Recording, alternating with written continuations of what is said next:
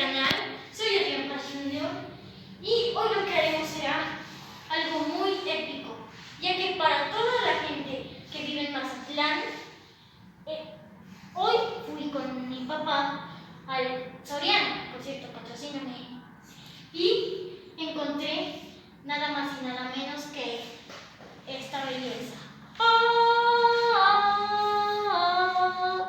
Y hoy lo que haremos será hacer un unboxing de él.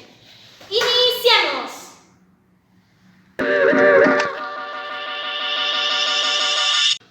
Y ahora procederemos a abrirlo.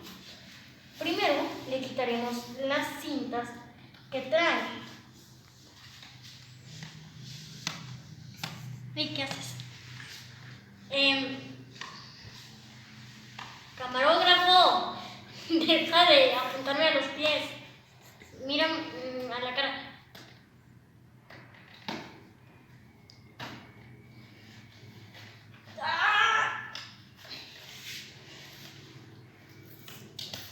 Listo, ya le quitamos una cinta. Ahora le quitaremos la otra.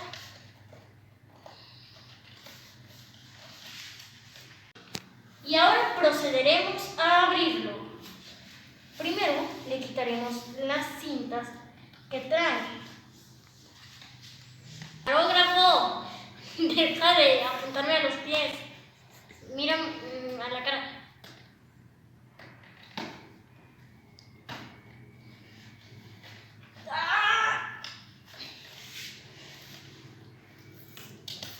Listo, ya le quitamos una cinta. Ahora le quitaremos la... Listo, ahora sí, aquí está el Gold and Black Suite de Spider-Man No Way Home. Es hermoso, es perfecto, es mío.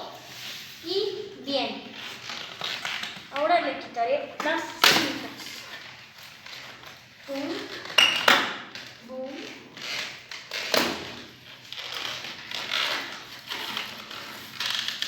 Boom. Y por último, listo. Aquí está el Gold and Black Suite de Spider-Man No Way Home. Bien, y ahora les diré dónde conseguir esta joyita.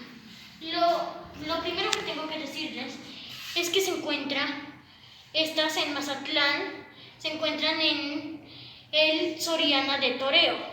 Para los que vivan aquí en Mazatlán y sean mis seguidores, los podrán encontrar ahí, que ahí es donde yo los encontré.